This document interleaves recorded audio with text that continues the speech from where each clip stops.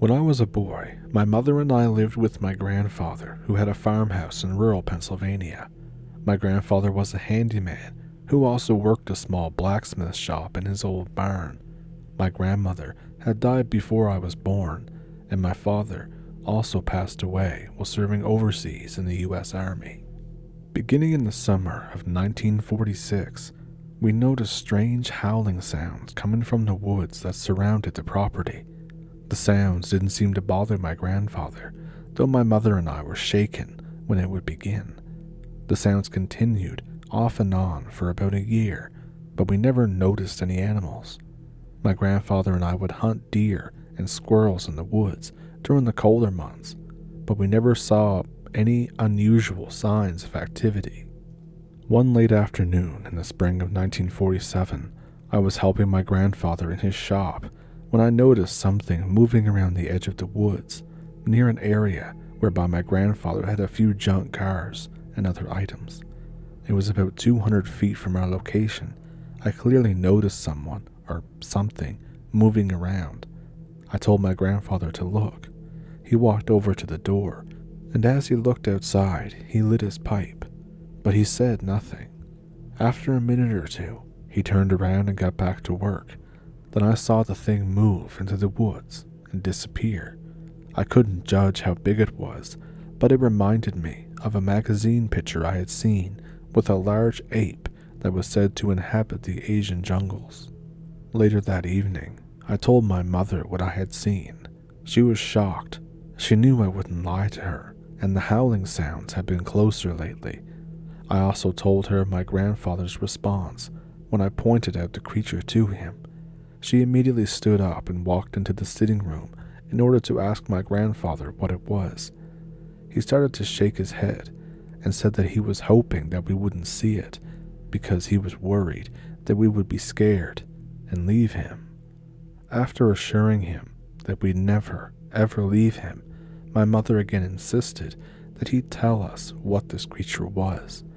He looked away, took a deep breath, and said, "It's a dark walker." He said it lived in the woods for many years. He said the native Indians called it a stone spirit, and that they thought it was an evil spirit that would appear to someone who was about to die. The last time that he had seen the dark walker was the night before my grandmother died. My mother was skeptical of the harbinger of death angle, but she sensed that there was something unnatural definitely happening and definitely nearby. The howling continued each night, though we hadn't seen any signs of the dark walker. Then, one warm evening, we were sitting on the back porch. There were a few howls that seemed far away. We were listening to the radio when all at once my grandfather stood up, looked out towards the barn, turned to me, and said, "John, go get my pistol and ammo. Hurry now." I ran into the sitting room and grabbed the .455 Whibley revolver and a handful of bullets from the old steamer trunk. I handed it to him and watched him load the gun. Then he picked up a hatchet and slid it into his pants belt. He then looked to us and said, "Now both of you, get into the house. Now." We went to the kitchen and were looking through the screen door. We watched as my grandfather walked slowly toward the barn. We saw him turn and walk out of sight into the dark. I decided to grab my shotgun and keep it nearby. After a minute or so, we heard 3 gunshots and a blood-curdling scream emanate from the woods near the barn. Then, it suddenly stopped, and there was complete quiet. We were frozen and wondering if we should go look for my grandfather. A few seconds later, we heard him yell, "Stay in the house until I come back." I heard the pickup truck start up. I looked out the storage room window and saw my grandfather drive to the back of the barn and park. Several minutes later, he backed up and drove by the side of the house and then out onto the road. I could see that there was something in the back that was covered with a tarp. It was getting late, so my mother told me to go to bed. The next morning, I came downstairs and sat beside my grandfather, who was reading the newspaper and drinking a cup of coffee. My mother was sitting at the other end of the table, staring at my grandfather. Not long after, she said, "Well, Dad, tell him." My grandfather put the paper down and looked at me. "I killed the Dark Walker." That was all he said. My mother told me not to tell anyone and that the matter was closed. We were to never talk about it ever again. My grandfather lived another 15 years. My mother stayed with him until his dying day. When I grew older, I moved away and raised a family of my own. I would return and visit home each summer, and I never heard another howl. So I live in the Canadian Maritimes. I have all my life. I live in a kind of remote-ish part of one of these provinces. By remote-ish, I mean it takes about 45 minutes of driving and dodging potholes on a shitty highway to get to anything close to a town. There used to be a gas station about 20 minutes away, but the family moved away a long time ago, and as of the time of me typing this out, I still have awful internet, and rarely do I ever find cell reception. Besides this highway and the swamp that is a few clicks down the road, it's just me and the trees, and of course my dogs out here. The reason that I'm writing all of this out is something happened to me a few years ago. Every now and then it rattles in the back of my brain, and I usually have a little trouble sleeping that night. You might wonder why I live all the way out here by myself, and the short answer is because the property was cheap. I basically got it for a song. The other reason is that I spent most of my life in the city, and I just grew tired of it. Anyway, during the time of this, I had to get up around 5 a.m. to go into the city, which was 2 hours away on a good day. When all this happened, it was during the winter, and if you've ever been, maritime winters can get pretty crazy, and what was forecasted as being flurries can very quickly end up being basically a nor'easter. So, as I said, I have to get up at 5 a.m. to go to work. This day was a Wednesday. For me, this meant it was one day until Thursday, which meant one day until Friday. I get up, I do my morning routine, I give the dogs some pets, I get in my hopefully warm enough car. This was one of those days when the cold hits you that little bit extra and you feel it in your bones. The workday went unbearably normal, but at about 3 p.m. it began to snow. Lots of people in the office upstairs thought that it was great and would say everything looks so pretty when it's snowing. For me, I was thinking about how awful the drive home was going to be, especially since I took the car today. By 5, it was already basically dark, and the snow, as you can guess, did not stop at a flurry. Not only that, the biggest issue with living so far out, it might be days before the road is plowed. Every minute that ticked by until 5:30 had me swearing at myself in my head for not taking the truck. But here we are. Surprisingly, for most of the drive back, everything was going smoother than I thought it would. There was good music on the radio, Ozzy's Boneyard if you're wondering, and the highway was good enough to cruise along at a decent speed. When I made the turn off onto my byroad, the road got significantly worse. But I managed. At some point, I don't even know when, the snow got to be basically a whiteout. I knew I couldn't go any further. Just as I had this thought, my passenger tires hit the snowbank. I was totally stuck. Now this has happened a few times over the years. I was nervous but not scared. I know I basically just had to sit here and wait until the storm calmed before I could just dig myself out. So there I sat, in the dark, with only my radio and the noise of the heater to keep me company. I must have been tired as well, because I dozed off. I woke up to a cold car. I started the car again and looked at the clock. 8 p.m. I thought, shit. It was at this point I also realized that the coffee and whatever I had eaten a few hours ago was really biting me in the ass now. I thought to myself, I'm going to have to shit in the woods again, aren't I? After I waited as long as I could, I realized that the snow had finally calmed down, and I could see tracks where someone else with a truck had driven by. I thought to myself, too bad he didn't stop to get me out of the snowbank. I got out of my car, 3 steps, and I immediately slipped on the road. After swearing, I chuckled to myself and trudged over the snowbank on the side of the road so I could do my business with some kind of privacy. This is where everything goes downhill extremely fast. Something happened to me after I went over the snowbank. I suddenly come to like I was spaced out for a long time. I am significantly farther from the road than I had ever intended, and after checking my phone, 45 minutes had passed. I wasn't cold. I didn't have any snow covering me. My clothes weren't wet. The part that was also very disturbing to me was that I couldn't see my own footprints in the snow. I shone my phone flashlight around. There was nothing. Not like they had been filled with snow. It was like they weren't there. The snow was totally undisturbed, aside from where I was standing. And where I was standing, I was in knee-deep snow, with more underneath me. I began to panic. I was spinning the light around frantically, trying to find my footprints, but there were none. I was trying to find which way I should go, what the hell happened to me. And then I heard something. It wasn't far off. It sounded like the noise a dog makes when it sighs at you. I was already on edge. I thought this was very weird. Generally, even if there ever was a stray dog, it never comes this far out.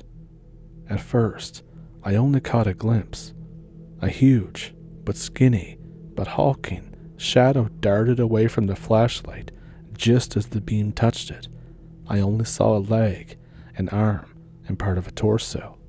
Now, I've heard scary stories on the internet, a lot of them, and I did not investigate or go toward this thing. I picked a direction that was opposite from that, and I started trying to run. I got 3 steps in before I got a face full of snow. I heard very quiet noises around me that sounded almost like footsteps. I spun my flashlight around again, and once again, only caught a glimpse. Whatever it was that was in the woods with me was fast and seemingly didn't want to be seen or was afraid of the flashlight. In that moment, it occurred to me that I could use this. I would take a few steps and swing the flashlight around, making whatever this thing was jump out of the way of the beam or back off. After what felt like forever, I could eventually hear other noises. As I inched closer, they were the sounds of someone shouting and the sounds of a truck. I followed this noise, making sure to constantly check behind me. Again, each time I got glimpses, but never a full view of whatever the hell was following me or after me. Eventually, I see lights, and I notice that the sounds of sighing and those footsteps have stopped. I keep going with everything I had in me. I was so tired. I climbed the snowbank and fell down the other side onto the road. I could see my car about 50 feet down the road from me. There was a plow driver who had stopped, and another truck was stopped as well. And in case you're confused, by plow driver, I meant a guy who drives a half-ton with a plow in the front of it. I stumbled my way down the road toward them. They put 2 and 2 together and knew that I was the driver of the car. They asked me if I was okay. I was clearly shaken, but I told them that I was now. The driver of the plow truck was skeptical of me saying that I was okay. He said that he had passed this area a couple of times on the way to plowing people's driveways out, and my car was still there stuck in the snow. He asked, why was I out in the woods? I said I got caught in the snow, and I really had to use the bathroom. The mood lightened.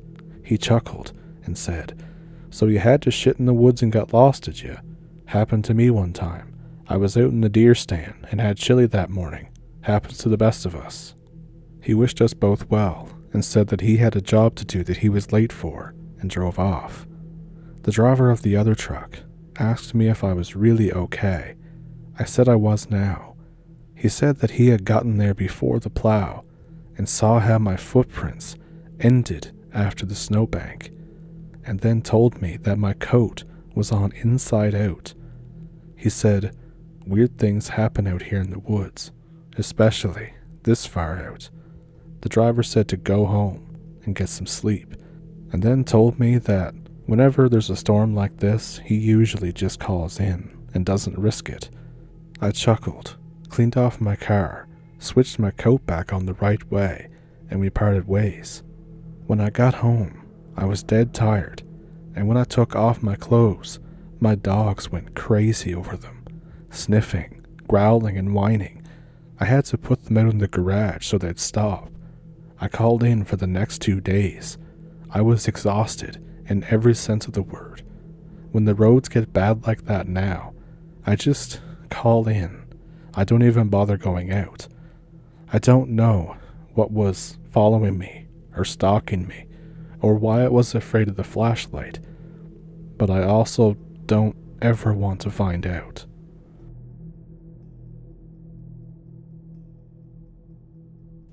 Okay, I used to be obsessed with those Goatman, Skinwalker, mimicry, any kind of cryptid stories for a long time, but I hadn't looked into it for a while by this point.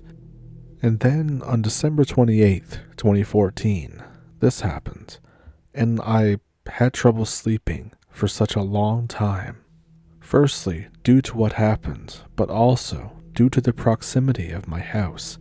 I was 21. I was a college senior from Connecticut, and while I lived in a semi-rural area, about 20 minutes to the closest supermarket or fast food place, I was going to school in Washington, D.C.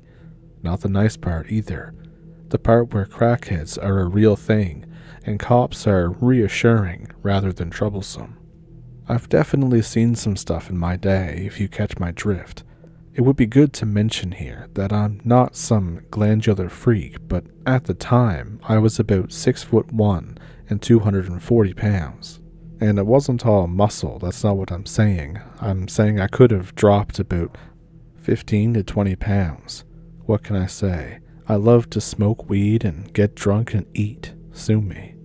But being the good student that I am, I picked a real major, accounting, and I was interning for a mid-sized PR firm, doing accounting bitch work, and getting paid about $20 an hour.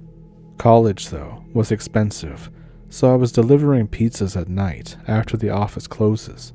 It's a cheap, drunk food kind of pizza place that has an absurdly large delivery radius. And it was about 20 minutes from my house, 5 minutes from the beach. My place is north of there, and we deliver probably another 15 minutes past my house. So basically, the further north that you go from the pizza place, the more rural it gets. I worked until close, and this occurred around 9:45 p.m. So at the time of this, I was in the back folding pizza boxes like a good little employee. The counter girl comes back with a delivery slip. She tells me that the customer sounded weird on the phone. Kind of like he was talking through a fan, or his hands, or something, and he was almost gurgling. My experience by this point in DC immediately made me think that it was a crackhead, although around here it's way more likely to be some benzo freak or a painkiller addict. I was automatically assuming that some weird interaction was going to happen. I've had plenty of those. I look at the address. I see it's kind of in the middle of nowhere. I'm a little mad because I don't want to drive that far, but I am the delivery driver. It's the weirdest ticket I've ever seen.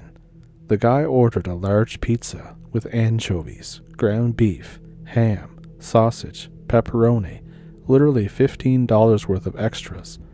I go ask the counter girl if it's right. She says that she thinks so, but she couldn't really make it out, so she just did her best. She's like 16, so I cut her some slack. I just assumed that she was kind of distracted or daydreaming, and I call the number back. The phone rings 5, 10, 20, 30 times. There's no answer. I hang up and I call again. The phone goes right to, "The number you have dialed does not have a voicemail box that has been set up yet. Goodbye." And I thought, alrighty then. The manager decides to just make the pizza as ordered and proceed from there. So the first pizza that I delivered was to a hilarious family. They were totally blackout drunk. The couple invited me in for drinks, but I don't drink or smoke when I work, so I had to turn it down. When I got back from that round of deliveries, I was hoping that maybe the manager would have went and delivered the weird pizza, but surprise, no one did, and it's still my responsibility. So I begrudgingly take the pizza and get into my car. I enter the address into my phone.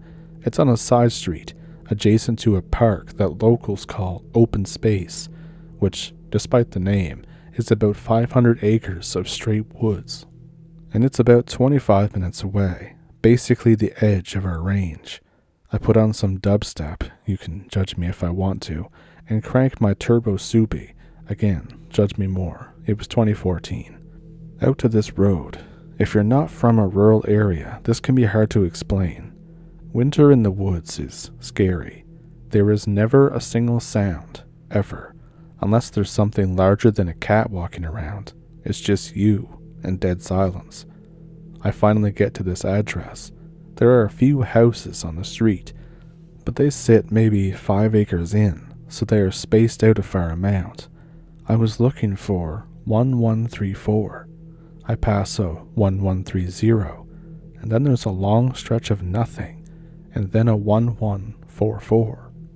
I honestly just wanted to get this over with and get with the next delivery without getting stabbed by some pillhead over a pizza.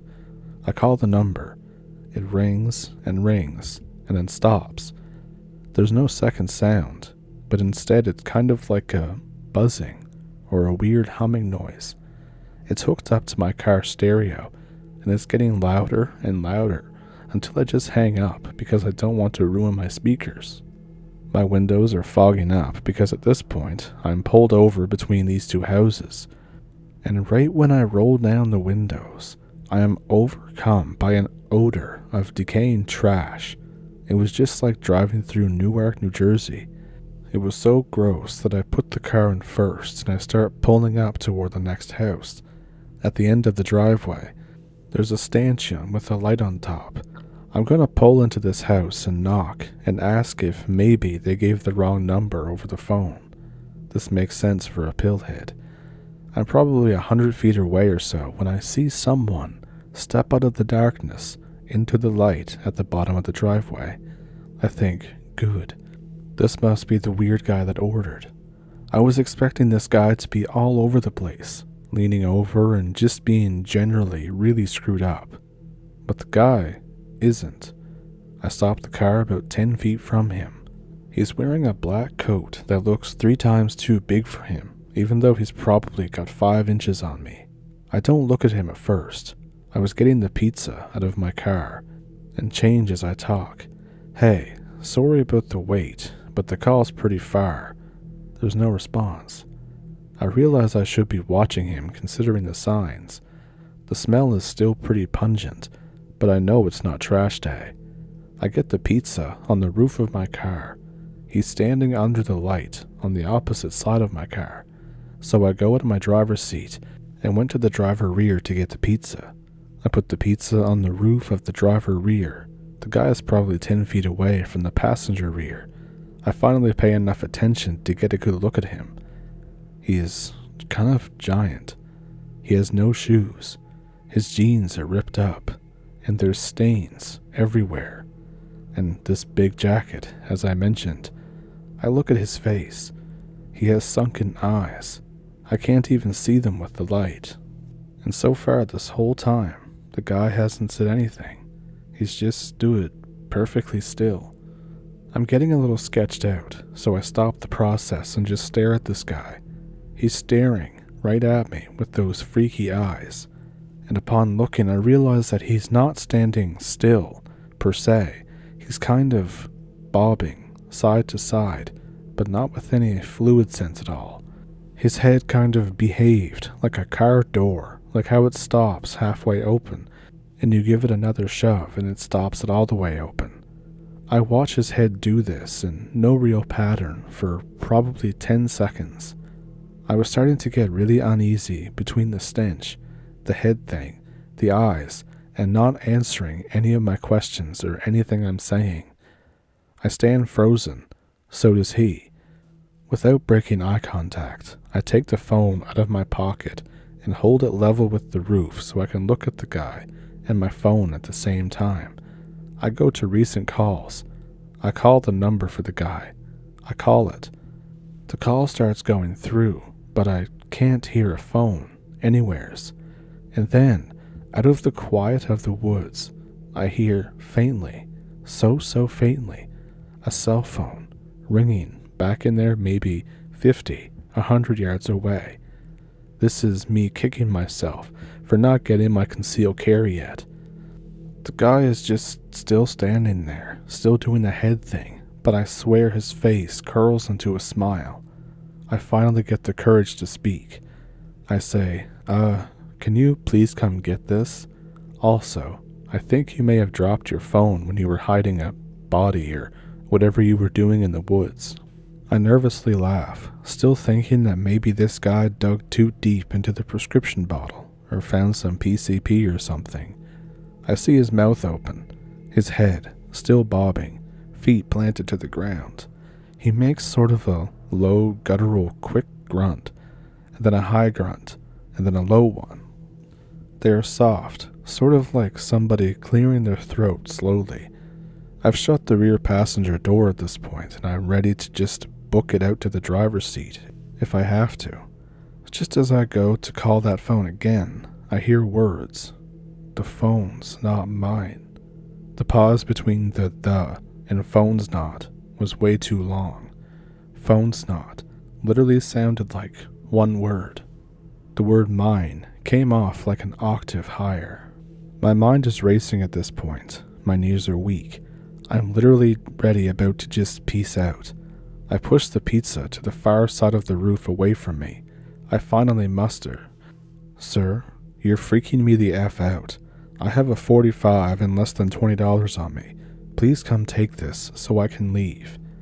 When I say this, the head bobbing stops. His eyes are burning a hole through my skull. He opens his mouth again. It was his. What? I say, stunned. It was his. The phone was his. The guy comes toward the car. Not a step, more like a huge muscle spasm that propels him forward. The phone was his. He just repeats. I'm on the verge of tears at this point. I'm standing next to the open driver's side. The pizza is on the roof, over the passenger rear door. The guy jerk jumps once closer to the car. The phone is not his anymore. I blubber, wordless, and then gathering man balls, I scream, I'm gonna call the effing cops. Just take the pizza and leave. I see this thing smile, his creepy smile, without moving his mouth. I hear him say in a completely different voice, a voice I've never heard before, Go away, stop following me, I will call the police. In one big jerky motion, the thing reaches forward, takes the pizza off the top of the car, and places a couple round things that I later identify as quarters on the roof, surrounded by dark liquid that spreads all over the roof of my car. I don't even think. I just get back in the car and peel down the road. I leave the hot sleeve for the pizza. I leave the shit on the roof. I don't even close the door all the way. I go down the road about 80 for a quarter mile, pull a U-turn, because I don't want to get even more lost with this psycho out here. I whip down the road and pass the place where he was. There's now nothing, not even footprints. I finally get to the end of the road. There's a stop sign to merge with the main road. I look right to make sure it's clear. I look left. This thing's face is right up against my driver's side window. I tactically shit myself and peel down the road. I finally make it back to the pizza place. I'm shaking like bloody hell. I smoke a joint just to calm me down, which I never do when I'm working. I walk in the front door of the pizza place. I'm greeted with the, "Hey, that guy at the open space house just called back. He said you forgot some food, but he only ordered the pizza, right? He said come back. I don't know." I just started crying. I look at my phone, which had been thrown through the car with my driving. I have 14 missed calls from that number. I was literally in tears. All the voicemails are empty except the last one. All I can hear is ragged breathing and these low grunts. I just bawl my eyes out in front of this girl. I didn't even care. I sit for 10 minutes to try and calm down. I remember the change on top of the roof. I go out to the car and turn on my flashlight. The roof of my car was covered in the most viscous, weird liquid that smells like blood, and I throw up immediately. In the panel gap between my trunk and the end of my rear window, I find the quarters. They're covered in the same maple syrup thick goop blood stuff, and stuck to it are soft little chunks of what I can only imagine is tissue. I go to open my car door. My blood turns to ice. There's a single line of blood going from the front quarter panel to the driver's side door. This thing tried to open my door when it was next to me at the stop sign. I go back in. I tell the counter girl to try and call the number again. She tries over and over, but the phone goes right to voicemail. The next morning, I give the number to my uncle, who is the police captain a few towns over.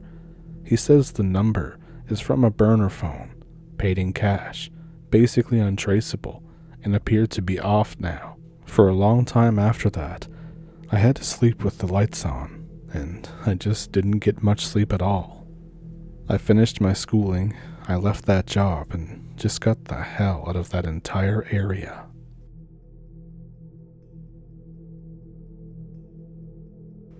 I had this experience when I was 19 years old. I was staying the winter with my uncle. Now he lives in the far north of Ontario. I think the nearest town from where he was then is about less than 1,000 people. In fact, 1,000 would be very generous, and this town was about 35 to 45 minutes away. It was a huge property. Part of the property there was a forest, and this was on the Canadian Shield, so it backs up onto a river at the base of a cliff or ravine, and underneath this property, or at least that area, there's a large cave system. There are many openings in the cliff face to get into these caves, so it was the middle of November, and I was bored, so I decided to go hiking to these caves. My uncle tells me to be back by sundown, and to be careful of animals near the caves. He gives me a survival kit and bear mace. I don't have a big gun because it's Canada. I bring a lunch of a steak sandwich. I take the overgrown trail down to the river, and then I follow this river for about 30 minutes just to get to the caves. I see a big cave that I'm going to go eat lunch in. I walk up to the cave. There's garbage everywhere, but it's mostly food wrappers, no bottles or anything. I also see things that no animal would be interested in, like light bulbs, pens. I take the bear mace out of my pack and move closer to the cave. I was thinking that there could have been like some hoarder hillbilly up here, but it smells like a basement in there, but kind of more awful if you get what I mean. I catch movement in my peripheral vision while I'm in the cave. I turn to see a white blur dart behind some brush right near the entrance. As I stop, it then dawns on me that it's dead quiet. In fact, I can't exactly remember the last force noise that I heard. And since I'm now at a decline, this thing has the high ground. I realize my only option is really to try and run. So that's what I do. As I'm running, I hear a very loud thud and then a screech near the cave. I glance back and see this being. It has to be 2.5 meters or 8 feet tall, and it has weird proportions. Its legs seem almost too small for its body. It has long arms and claws, a domed head. The farther you go up its body, the wider it gets. If I had to guess, this thing's focus was mainly on upper strength, like it primarily walks on all fours, but it also had claws like I mentioned. The more I stared at it, the more it just didn't make sense to me. But there I was, frozen with fear, looking it up and down constantly. I could feel it staring angrily at me with pure hatred. All I can do is draw my bear mace again. This thing takes one step toward me. I turn and book it. There's thumping and crunching of snow, and it's really quickly gaining on me. As I turn and glance at it, it seems to be doing some kind of sideways shuffle on all fours. The only idea that I have is to throw my lunch. The chasing noise stops. I glance back. It took the bait and is going back toward the cave. I keep running. The last thing I see is it from behind is going back towards where all the garbage was, but it's glancing back at me. I get back to my uncle's house. He's standing on the porch with a shotgun. He tells me to get the F in the house, and he doesn't come in for another 3 hours. Afterwards, I can tell he's breathing a sigh of relief. He comes in, grabs some booze and sits down. He tells me that I met what he calls the winter man. It stays in the caves when it's above freezing cold outside. It takes everything it can and usually makes some kind of seasonal nest. Most of the time it's just littered garbage outside of a cliff face. Rarely does it ever approach lone houses like my uncle's, but only then it tries to get into sheds or garages. My uncle has had to shoot at this thing in previous winters when it comes near the house. He's only seen it a handful of times in the over 20 years that he lived out there. He mostly sees it wandering around in the brush, but it never acted aggressive, unless he was near its nest, of course, which I happened to be. It's also never chased him past a certain radius around the nest. He then tells me that for the rest of the winter, I should avoid the river area, and said that I was safe to go pretty much anywhere else. After that, he never spoke of it again. I saw it a few more times even, but it was just a glimpse, and even then, it was just skulking around that same back area of the woods. I brought it up to my uncle a few times since then, but he just ignores me or switches the topic. Clearly, he doesn't want to talk about it. So this happened to me back when I was a college student. I was home on break where I live in Maryland. And while back home, I met up with a couple of friends who were also into urbex like me. One of them tells me about Patapsco State Park. Apparently, there's some cool abandoned churches there, plus a lot of other pretty interesting stuff. We make plans to go out there. The plans fall through. My friends have to do something else that day. I think, well, I'm not going to be back home long enough for us to make another plan, so I'll just go by myself. And by this point, it was already a little bit later in the day than I'd want, but I had to wait for my friend before he eventually ditched me. So I get there. It's about 4 p.m. It's mid-November, so the sun's already kind of getting low. I park the car and start hiking. The first church is easy enough to find. A big white Protestant structure right off the parking area. I spend a bit of time screwing around in there. I climb a bit into the steeple. I go down the trail and I find more stuff that my friend said was there. I check out an old water cistern. Then I check out an old car in a ditch. Further up, I find another old car in the ditch. And then, just as I'm thinking that this is pretty much the end of the road, I look up and I can see another church. This one makes a much nicer ruin, 100% stone, Catholic construction.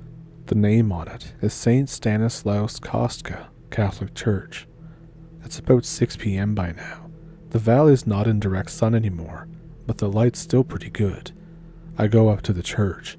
I find one guy there with his girlfriend smoking weed.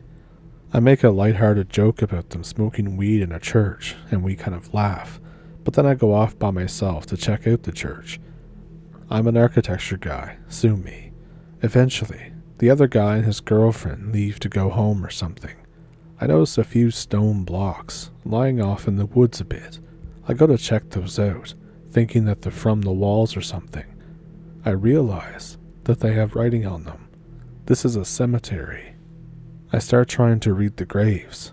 I hear a voice from off in the woods. Hey, man, what'd you find there? I thought it was the same guy as before. I say, I found a cemetery. Pretty cool, right? I look up, and it's not the guy that I was just talking to. It's some guy who appears to be wearing black sweatpants, a black hoodie, a black baseball cap, and sunglasses. Even though it's getting dark, he just has them on. I look at him and kind of raise an eyebrow. He says, yeah, man, can I come see? I said, I mean, it's not like I'm stopping you or anything. The guy laughs a bit. It's strange. I can't describe it all too well. It seemed a bit deep and to go on a bit too long. He said, yeah, but seriously, it's kind of hard to get in here. Can you help me a bit? As I looked around, the only thing that I could think of that was preventing him from coming in was maybe the thorn bushes. I guess I'll give him that. I said, yeah, I get up. I look over to him. There's no thorns barring him from getting in. He could literally just walk over to where I am.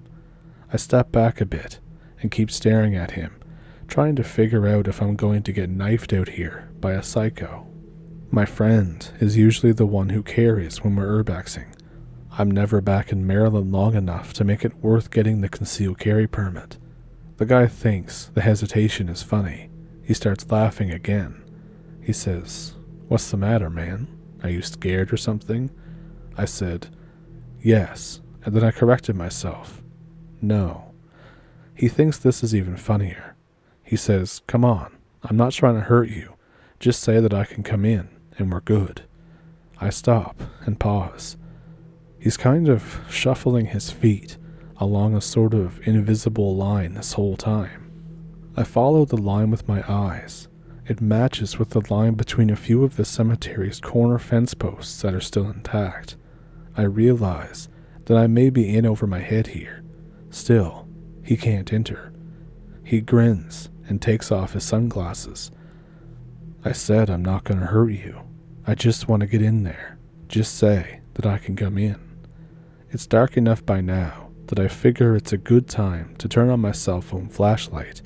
Plus, now that his face is unobstructed, I want to get a better view of it. His eyes are dark, like 100% black. And then I notice something much worse. In the strong light of my flashlight, I can see straight through him to the woods beyond. I say, are you a ghost? He responds, kind of, something like that. I really didn't like the sound of that. I just take a seat on the ground. I figure as long as he can't get in, I'm safe right here. The guy then looks like he's no longer thinking this is funny. He says, so you're not going to let me in, I take it. I respond, probably not. He crosses his arms and takes a step back from the cemetery border. He kind of shrugs. Ah, well, it's not like you're the only one. He fades away right in front of my eyes as a strong wind picks up. The tree branch cracks and falls maybe 20 feet from the cemetery border.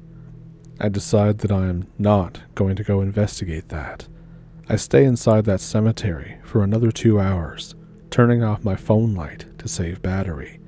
Finally, I head out at about 10:30. I haven't heard anything in a while, and my battery is getting low. I was on basically DEFCON 1 all the way there, just in case I ran into whoever that was again, but I never do. My parents were pretty pissed that I was out that late, but whatever. It was honestly a really strange encounter. I was pretty scared when I saw his eyes, but I think I managed to do the right thing to get out of that situation. Looking back on it, I believe him that he was more interested in the cemetery than he was in me, but at that moment, I was thinking more that the cemetery was my only safe place at the moment, and that there was no telling what he would do if I let him in there. I also definitely believed that he basically allowed me to go, and that if he really wanted to, he could mess my shit up when I finally left. It seems like that church probably gets at least a few people a week, based on the other guy and his girlfriend, so his interest in me was mostly as a tool to let him break through the protection of the cemetery. One tool can usually substitute for another, so I basically was just one failed attempt in a series until he hit a success. I kind of wish it was a cooler encounter, but not everyone hits the supernatural jackpot. It was definitely scary as it was happening though. I was deep inside of a forest in the northernmost area of Minnesota. It's slightly southwest of Lost River Forest. Autumn was just beginning, and the trees were a vibrant orange and yellow as far as the eye can see. The tree line was absolutely stunning as you look around 360 degrees and see nothing but impossibly bright foliage. It was a stunningly beautiful place. A friend and I drove about 10 hours to get out there after randomly selecting a place we thought would be as secluded as possible for an awesome man versus nature week-long excursion. Our friends and family all know where we are. They know the general area of where I'll be parking the car and where we'll be camping. We each have a super small, low-profile single tent, but we had planned on sleeping out in the open since the weather forecast is all clear and the sky is impossibly black at night when you're this far away from any man-made light source. Shit goes horribly wrong from the very minute that we arrive there. Right as we pull off the road into the small clearing, we see two white-tailed bucks headbutting one another. We don't want to get near them or spook them and risk them charging at us, so we wait in the car until they finish their deer business. But their racks get stuck together, and after 20 minutes of intense struggling, they haven't freed themselves, and yet neither one of them is capable of standing. We try to call the DNR, but the best signal we could get is 1 bar, so the call cuts out, and we have to play phone tag for about 30 minutes to phone it in, only to be told that someone may get around to it. We unpack our stuff and turn a blind eye to the deathlocked deer, who may or may not be rescued anytime soon.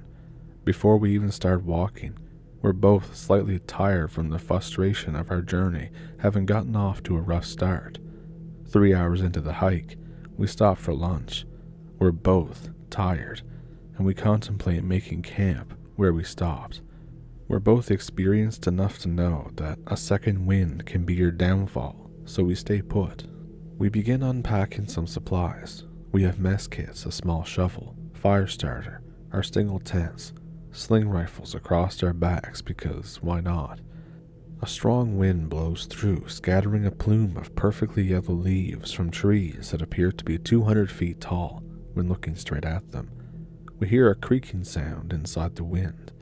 Every thought I have exits my mind as I focus on that peculiar noise. I know exactly what it sounds like, a falling tree. I shout at the top of my lungs for all of creation to hear, falling tree, despite the fact that the only other human in the area is standing 3 feet to my right. A tree does fall over, which makes a spectacularly unimpressive thump. Something that big you'd think would rumble the earth like thunder, especially since it made so much noise as it was cracking. But the drama queen of a tree wasn't what startled us. Seconds after the tree falls, we see a large black orb dart from one tree to another high in the tree line, and then we see another and another. Large black shapes are jumping around back and forth, making odd warbling sounds. Before my mind could even begin to rationally process what my eyes were seeing, these black balls erupt from the tree line and then take to the skies, which was fairly frightening at first glance. I had always been told in school that turkeys could barely fly, and everyone who told me that was a liar. 4 turkeys were perched in the highest branches of these trees. They all shot skyward in unison shortly after the tree fall. Who the hell knew they could do that? Seconds later, we regained our composure and had a laugh as we started to dig a little fire pit. My buddy went to gather some stones to surround the pit that I was digging. I finished before he returned, so I sat down and rested for a few minutes, leaning up against my pack, which I had removed a bottle of cheap apple brandy from. I must have spaced out because I didn't hear my buddy walking back. I was harshly pulled back into reality by a kick to my back, which put me into an instant adrenaline rush. Tunnel vision, no fine motor control, thinking a mile a minute. I spring up like a cat on catnip and turn around to see my buddy carrying a couple rocks with a really wide grin on his face. I called him an idiot and sat back down against my pack as I swallow my beating heart back down into my chest. After a few minutes, I feel like I've been awake for 24 full hours. I'm ready to fall asleep, and there's still plenty of light outside. My buddy doesn't have any complaints since we're in the place where we're spending the night anyways. He pulls out some novel and flips through the pages while sipping some of the $16 brandy. I wake up at 2 a.m., which is a slight problem because I've slept for around 11 hours and my sleep schedule is completely out of whack now. I can't fall back asleep no matter how long I keep my eyes closed, and the situation isn't helped by the fact that I'm now so awake that I'm incredibly aware of every single sound in the forest. Every time the leaves rustle in the wind, I focus on them to determine whether or not the sound is actually footsteps. I decide to just get up and be productive instead of laying down and psyching myself out. I gather some brush and start a fire in our fancy little fire pit, since campfires are nature's television.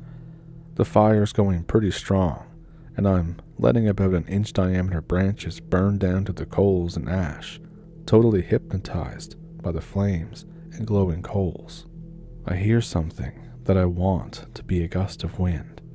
After laying in the pitch black in the middle of the absolute wilderness and psyching myself out over every little sound, I really wanted to tell myself that I was just hearing wind blowing, that what I was hearing was just the leaves.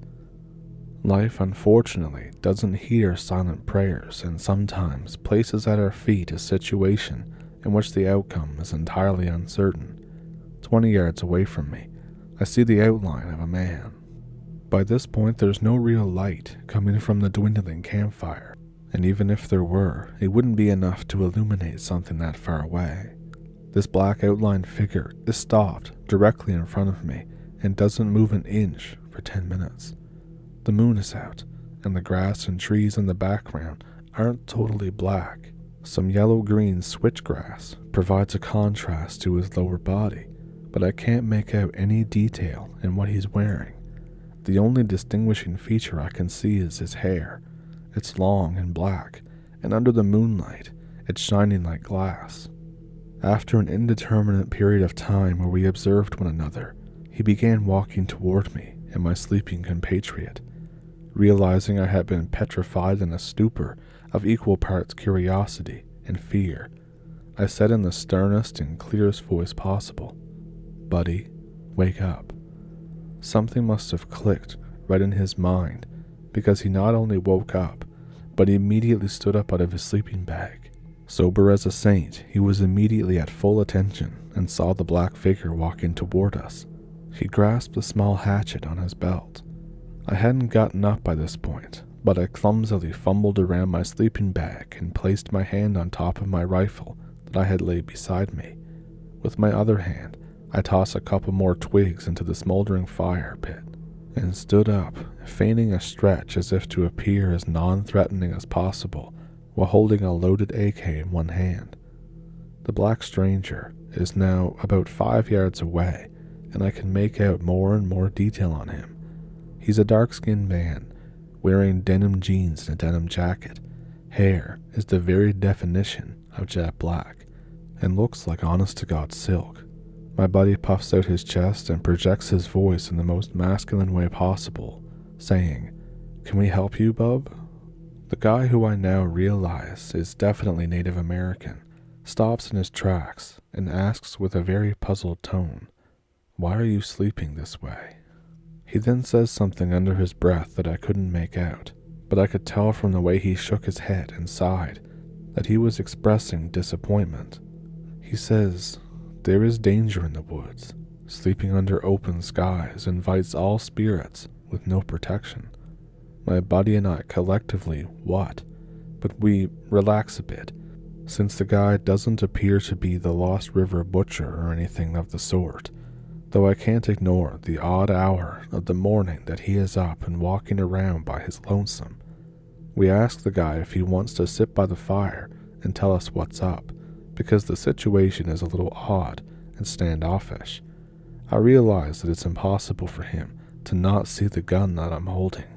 He nods his head and he sits directly in front of the fire as my friend and I are on opposite sides.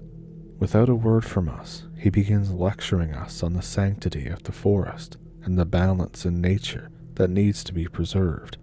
He tells us that men have grown clumsy with our steps because our shoes have hard bottoms and we cannot feel the earth. He tells us that we walk very loudly through the forest and everything in the forest hears us.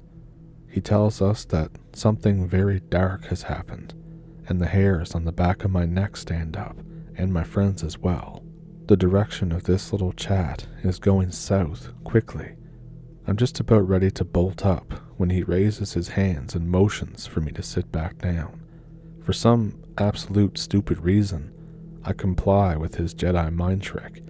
He goes on to tell us that 2 of the forest's creatures died last night, and they died in great agony. He says the forest's heart is wounded, it weeps, and the spirits of these animals will hurt the mother forest unless they are untangled and given to the forest so they can return to it. I swear by this point my body temperature must have dropped like 20 degrees. In a split second, I knew exactly what he was talking about. There was nothing else it could be. The stone-faced native man was talking about the 2 deer that locked antlers and got stuck together. It happened just a few yards away from our car. This guy had to know that it was our car, and had to know that we saw it. My buddy pipes up and asks rather bluntly, "What is it you're wanting here, because you're kind of spooking us out?" The man stands up, claps his hands, grabs my little bucket of water, and douses the fire. The suddenness of his actions slightly startled me, so I jump to my feet and step back a yard. As soon as I do, he drops to his knees and stirs the fire pit with a stick quite meticulously. He puts his hands into the coals and rubs soot all over them, claps his hands together, and presses his right hand firmly against his face, making a char handprint on his face. He then calmly says, "We are going to right a great wrong." I have no idea why, but as soon as this guy gets up and starts walking down the trail, both my friend and I follow him. We don't even question it. He's just, I don't know, working Jedi mind tricks left and right on us. After what seems like just seconds of walking, we're at our parking spot, and sure enough, there are 2 apparently dead white-tailed deer locked at the antlers just a few yards away from the car. He walks right over and straddles one of them, shaking its head about trying to free it. Without him saying a word, my friend and I go to the other deer and do the same. After a few seconds, the 2 deer are free, and the man lunges at each of us, grabbing our hands. Again, for reasons unknown to either of us, we just do whatever this guy wants, and the next thing I know, I grab my buddy's hand. He's straddling a deer, and my buddy and I both beside the other, but we're holding hands now. The man begins some sort of chant. The feeling that we got from it was crazy, like something straight out of a movie. After a couple of minutes of this, he says, "We must return them to the mother forest." Upon saying so, he grabbed the front legs of one of the carcasses and began carrying it away to the tree line. My friend and I grabbed the other and followed him, again without question. We bushwhacked maybe 100 yards in, and laid the two dead animals a few feet away from each other. Here, the wolves and scavengers can find them, and they'll be part of the circle of the Mother Forest again. The heart of the Mother Forest can mend, knowing that her children will return to her. She will be made whole. Not much was said after that, and by the time we said our awkward goodbyes and walked back to our camp, the sun had been up for an hour. My buddy looks at me and says, "You know we're never coming here again, right? I'm done. I'm effing done. That's my line. I'm done." I agree with his sentiments. We pack up our stuff and begin walking back to our car. It's about 10 a.m. now, and we're well on the road. I've got 2 bars on my cell phone, so I call the DNR again to see if they were going to send anyone about the 2 deer. The lady at the DNR tells me that they did send someone, a Ranger John. Apparently, he lives in the area. They tell me he called a few hours ago, and he said that he and a couple of boys took care of it. I responded with a meager, "Oh, okay. Well, bye." At 2 in the morning, the peak of blackness in the night, I was visited by a native mystic. He is a stoic figure who protects the Mother Forest and all the animals who live within her, who are a part of her. He rights wrongs in the Mother Forest and maintains the balance to keep the mother's heart safe. His name is Ranger John.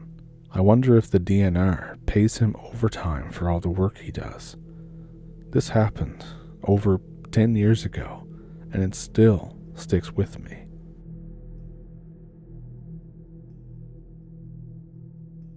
I want to share a terrifying experience. At the time of writing this, it's a Sunday. Perhaps the hangover has me in the mood. I hail from Honduras, Central America, the most violent country in the hemisphere, and all around terrible. We've always had stories about the chupacabras or the Lloronas, but I can't say I've had any such experience. I'm a city boy, you see, and in Honduras, a city is basically a really big town, very big and boring town. It happened when I was 16, a junior. I didn't have many friends really. My schoolmates were fine dudes, but they were all mostly rich, so they used to hang out after class in hotel bars and stuff. My mom was an old friend of the school owner. Both went to law school, so she got a discount, plus the benefit of not having to pay until she had the money.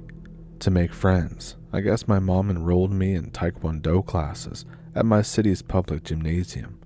I hated it, absolutely passionately hated it, having to do the warm-ups, running laps, constantly practicing the same kick over and over, the pain in my thighs.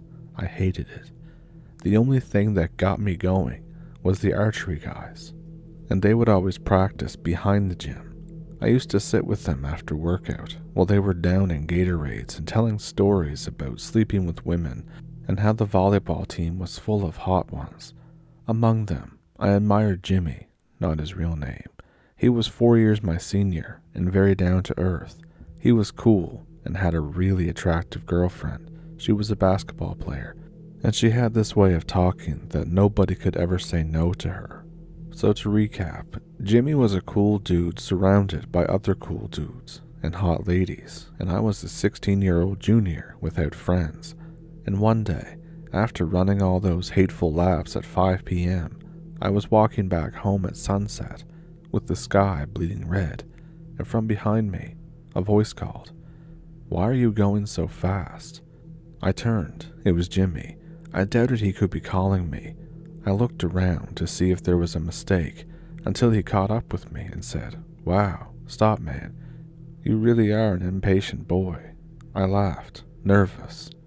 The dudes and me like to go camping on the weekends to relieve ourselves of the stress of, the city. It can get really heavy on the nerves. I'd heard them talk about these camping trips before, and I was even present when they planned one, but I never had the balls to invite myself. Perhaps I was afraid to make a fool out of myself between all the alcohol going around, the women, and older, wiser guys. But Jimmy said, "Perhaps you could come to the next one. It's this weekend. We'll be shooting some arrows and probably drinking." I asked, "With you and the archery guys?" He said no, not them. Only you and me. I glanced at him with the eyes one man gives another when this offer is just too stupid. He said, "Well, now hold on, you got me all wrong. See, the thing is, I want to take my girlfriend, alright, and you know that she is a little rich girl, and her dad is one of those fat politicians that appears at Congress sessions on TV, and he won't allow her if she doesn't take her cousin with her. So I thought that since we're basically cousins, you and me, perhaps you can come and keep company to the other girl. You've seen my girlfriend. She's pretty hot. Her cousin is also hot." I said yes immediately, and I asked my mom, who I knew would say yes because I needed friends, and effectively she knew this too, so she said yes. We were going to the forest behind San Juancito, a 1-hour drive outside of Tegucigalpa, the capital of Honduras, my city, a hole surrounded by mountains, speculated to be a lake in prehistoric times. So on to the actual story then. Jimmy picked me up in front of the gymnasium. My mom had packed me with a gigantic mountaineer bag, equipped with everything, from ropes to multiple flashlights, this stupid-looking helmet, some construction boots. I was a caricature of a camper. When I asked where her cousin was, Jimmy told me while driving that the cousin will come to the campsite. His girlfriend laughed, and I was naive enough to still believe him. San Juancito is, for all intents and purposes, a dead town. It's so close to the city that most of, but not all, the residents migrate to Tegucigalpa to live and study. The old folk that remain are illiterate and superstitious. The good old folk, at least, those who haven't succumbed yet to the screeches and money-making schemes of evangelicals. As we arrived, Mass was just ending at the cathedral. It was pretty early in the morning, and the pigs could be heard squealing and the church bells tolling, and old ladies reciting the Hail Virgin Mary or the Angelus. I felt uncomfortable. I didn't belong here.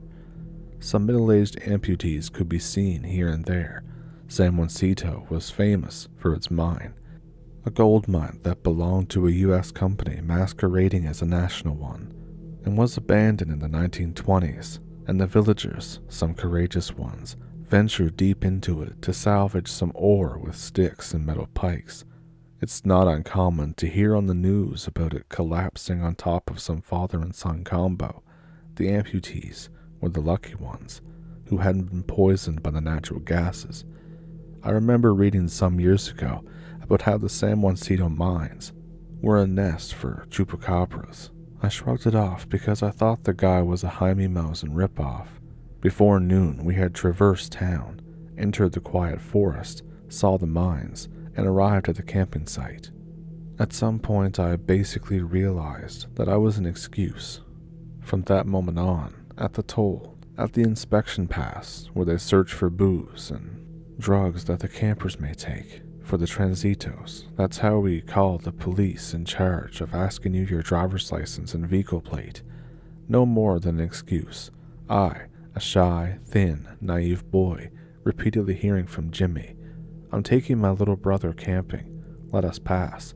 He doesn't get to go out so often." I also bought the tickets at the toll, since I got a student discount, and the adults accompanying me got a discount for bringing a minor, and we got a camp at the best clearing in the forest because I was a minor, and Jimmy, my older brother, needed to take care of me. At the campsite, Jimmy prepared the tents, unloaded the booze from his truck, hidden beneath some equipment, and took out his bow and quiver. We went strolling to a nearby pond. They lit a joint, offered me. I refused. They pushed it. I refused again.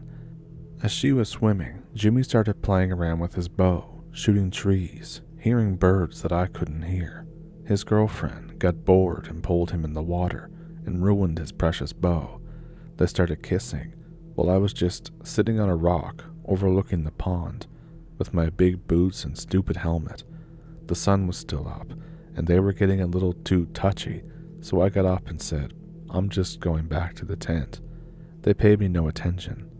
In the tent, I drank some beer and fell asleep, as the grasshoppers and nightbirds started making noises. When I woke up, it was still night. I could feel Jimmy and his girlfriend sleeping next to me. I don't know how much time had passed, but I started hearing breathing, slowly first. It was noisier than the birds, so I guessed it was closer.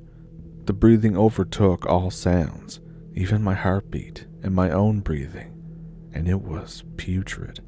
It smelled like the pond water, like where they went swimming. The tent started moving, as if it was being rustled, as if something was pulling on it. I thought, oh great, now they're in the mood, even though I'm in the tent. I said, Jimmy, the tent is gonna fall. He didn't answer. Jimmy, seriously man, the tent is gonna fall. He mumbled something. He was still asleep. Whatever was breathing was outside, so close that it could overtake all sounds. I said, Jimmy, wake up. I rustled him, screamed that there was something pulling, breathing, and pulling. Who is it? He yelled out. The pulling continued.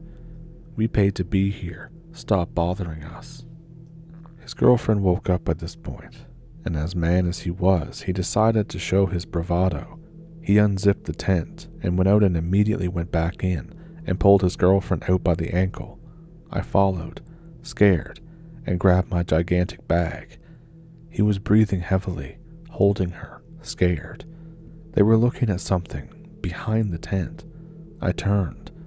All I could see was the reflection of the moon and two small dots, eyes, two very small and dark eyes. The pulling continued, as if a kid was pulling a blanket, and the breathing, the horrible putrid breathing, and then there was saliva. Jimmy started backing up, slowly.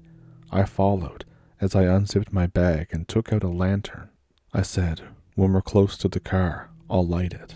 We were fixed on those two dots as we backed up, two small and shining dots, just looking to God knows where, pulling and pulling until they disappeared. It's okay, it's okay. I kept thinking, and I turned the flashlight and I could hear Jimmy running, and his feet blistering as the rocks and sticks wounded his feet.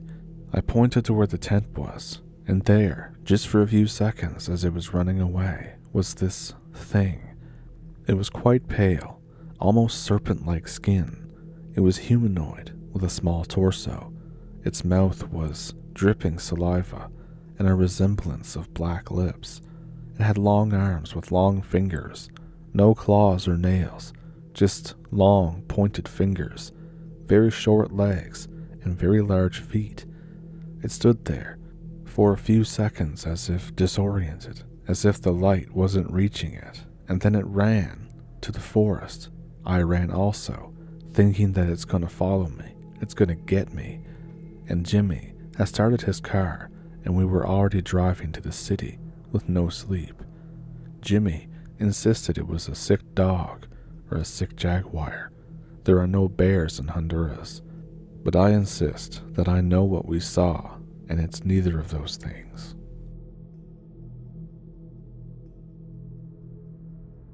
As with many things that terrify us and cause us to question ourselves or the reality around us, I tend to keep this close to the chest, quiet and buried, where I put the things I hope to forget. A bit of background. I grew up in a large city in eastern Canada. The whole of my life at that point had been spent around noise and light, traffic, and tides of people. It made the concept of quiet solitude very appealing, and I'd learned to seek these things out and appreciate them whenever I could. So when the opportunity arose to visit my parents' home, I took it. This is because they grew up in the far eastern part of Canada, in Newfoundland, and not even from the quote big city there, but from a small town. One of those towns you can see almost all of by standing on the biggest street within it. A remote part of a remote island in the remote country seemed like gold to me, especially at that time in my life. I was in my early 20s. I took off straight out of college, aimed at a career, intent on making my mark. But the city I was in wasn't particularly accepting of my skills or the language I spoke, so finding work was difficult and depressing. I gamed a lot more than I should have. I ate more. I drank more. Everyone thought that it was a good idea for a change of pace. Healthy, even. Of the trip, I will only describe our descent, for it is the most opportune use of the word I will ever know. If you've never been in a small plane at night, flying above a sea of clouds during a full moon, then you are missing one of the few plane-based pleasures available to people in the modern age. It's magical. The sky looked like wet black tarmac and headlights. So many stars. There seemed to be more than the sky could hold. Hovering in the middle of them was this spotlight of a moon, almost too bright to look at. These things together lit the rolling clouds beneath the plane. It looked like pillow stuffing, spread out horizon to horizon, all cast in a silver blue light. It felt like I could walk on it, like it was only a few feet below the fuselage. It moved and breathed and changed as we flew over it. It really is a perfect memory. And then we dove down, through that perfection, into darkness. We arrived at a small airport outside of their hometown. We could have driven from St. John's, but elected not to. Overnight driving in Newfoundland is perilous for those not accustomed to small roads and wildlife that still remains mostly wild. If your car hits a moose going at 60, the moose won't be the thing that gets scraped off the road. We still had some driving to do though. Their hometown was not where we would be staying, but at the been in the family for years cabin, about 30 minutes away, in the woods. My lifestyle back on the mainland, fueled by disappointment and depression, had given me two things I couldn't shake when I landed: a desire to be outside, and a completely messed up internal clock. I was so used to playing Ultima Online until 4 a.m. every night that 2 a.m. felt pretty early. So when my parents went to bed, I let them know that I was going for a walk. They understood, and Newfoundland is not known for having violent crimes in the woods, so there was no real concern. I took a flashlight and a walking stick, mostly to avoid turning an ankle and for swatting away the unwanted attention from local animals. Not that a broomstick, literally, would do much against an aggressive animal, but if you've ever gone walking anywhere not fully tamed, it just feels good to have something solid in your hands. So off I went. Now, ever since our descent, I've been concerned. The general sense of tension, I attributed it to a new place. No creature comforts, except some books and a lack of computers. Maybe it was just the absence of that amazing scene above the clouds. Whatever it was, that feeling ratcheted up several levels just a few minutes from the house. I shelved it. I figured I'd acclimate shortly, and this was a clearly defined walking path that I knew circled around the small lake next to the cabin and would bring me right back there in a couple of kilometers. Probably a 45-minute walk if I kept at a good pace, an hour if it was a bit more casual. The whole way around, I would be able to see the cabin, so I wouldn't lose my orientation. All in all, I'm trying to say I had my bases covered. I even had light, as the moon I had seen earlier was still overhead, poking out from the overcast sky regularly enough to see. The clouds were fast, as they can be when you're so close to the sea. So I'm walking down the path, woods to my right, thick, impenetrable pine, and to my left, the small lake, lit like glossy black frosted glass from the wind and the moon. Solo walks are great for thinking, so I let my mind wander. The path was well kept, and the stick and flashlight were utterly unnecessary. At some indeterminate point in the walk, I felt someone walk over my grave. You know the feeling, those slow chills, when you can feel the wave of goosebumps appear, flowing up your back, neck, forearms, and everything goes tight. I realized I was staring at the lake, at the white noise of the reflected light, and not paying attention to the woods. I became irrationally certain that something terrible was in the woods. I flicked on my flashlight as I turned to look. and it was just like sinking in a hot tub. The goosebumps vanished, and the woods seemed utterly unremarkable, mollified, and I continued walking. Then it happened again. Exactly the same feeling. Once again, I realized that I was absent-mindedly staring at the lake, wondering if my house was going to go to iDoc and Ultima Online. I remember that specifically. At this point, I noticed the cabin almost directly across from me beyond the lake. I am about as far as I'm going to get from the house during my walk, and all I want is to be back there with one of my books. As this thought crosses my mind, I notice that a small part of the reflection of the lake is missing. It's just gone, like someone went over it with a Sharpie. So I look at that spot. I focus on it. Of all the bad decisions in my life, that's the one I wish to take back the most. Even while my human brain is trying to assign some reason for this absence of the reflection, half-sunk boat, a thicket of reeds, some weird stone outcropping, my lizard brain is telling me to back off as fast as I can. The spot is getting bigger. It is something, man-shaped, walking out of the water toward me, very clearly walking, backlit by the moon. I'm frozen. I can't move. It's getting close to shore when I realize I still have a flashlight, one of the big ones people in cabins like to keep around. I drop my stick, fumble with the flashlight, not breaking eye contact with this thing. I find the switch and shine it at this man shape. Of course, there's nothing there at all. Just water and moonlight reflections all the way back to the cabin. I swear I stood there for 5 minutes, motionless, except for my eyes, which were grid searching the entire lake. Finally, I decide that I'm just imagining things, despite every inch of me still screaming to run. I decide that I will head back the way I came at double speed. I flick the light off to get my night sight back, and this thing has returned, and it's exactly where it would have been if it hadn't stopped approaching, right where I had been pointing my light, close enough now to start obscuring part of the cabin, literally visible in the dark, but not in the light. I froze for some amount of time, probably only a few seconds, but it felt like a lot longer.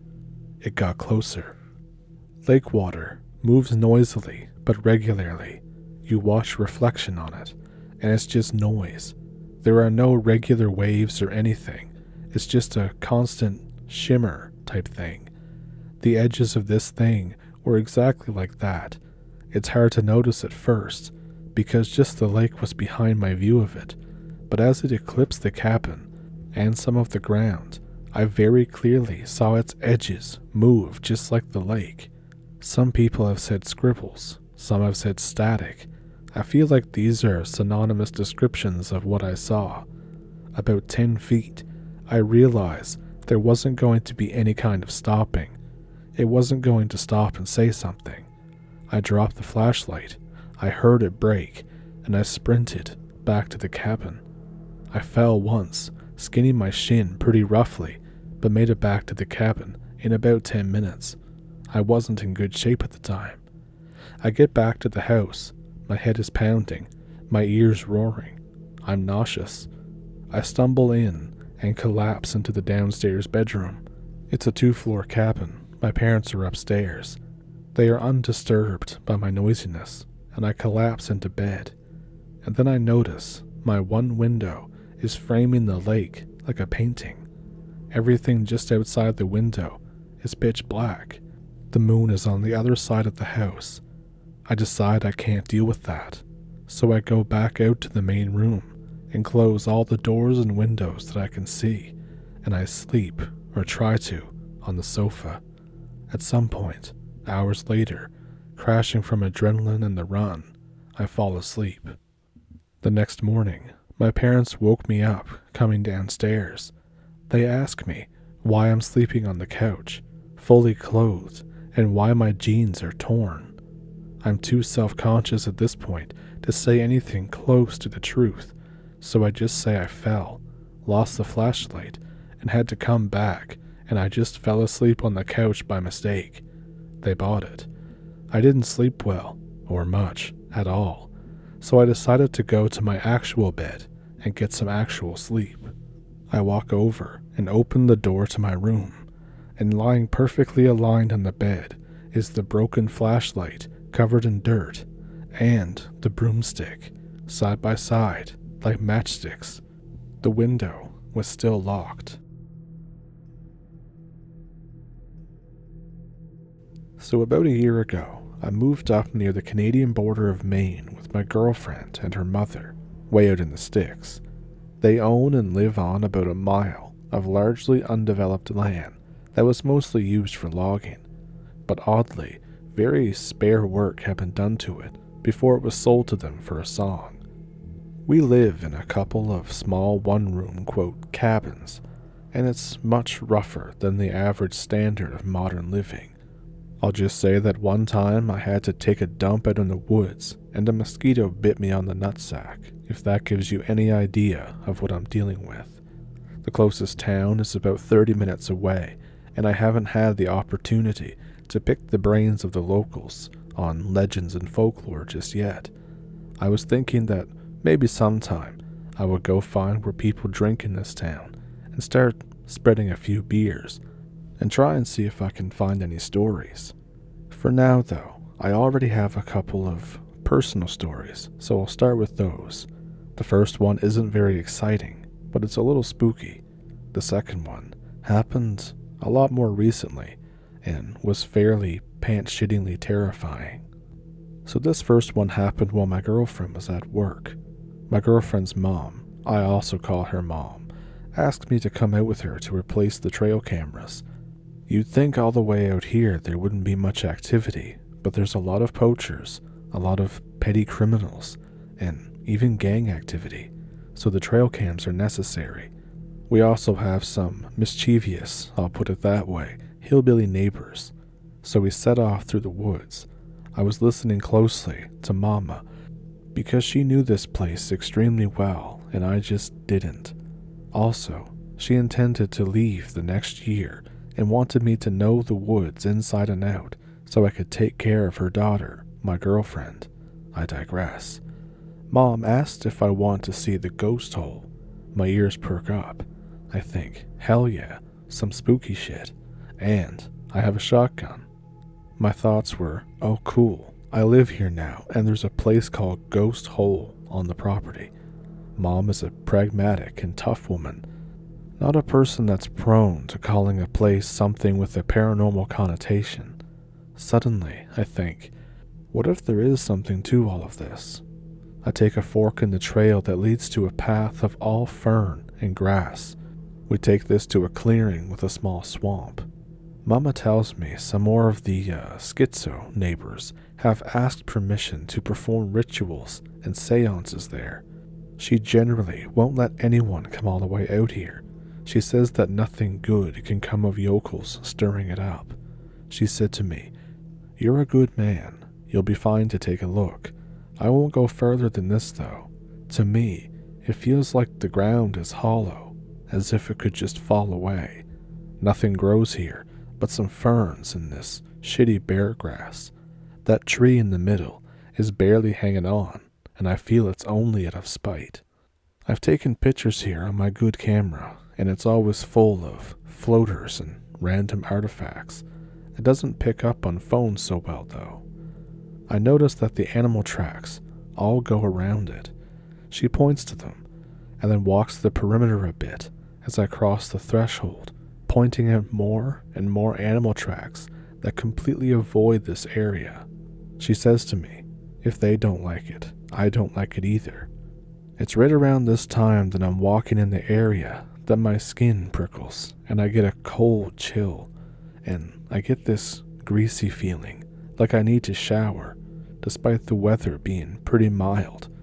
The normally vicious flies and mosquitoes are just gone, completely avoiding this place.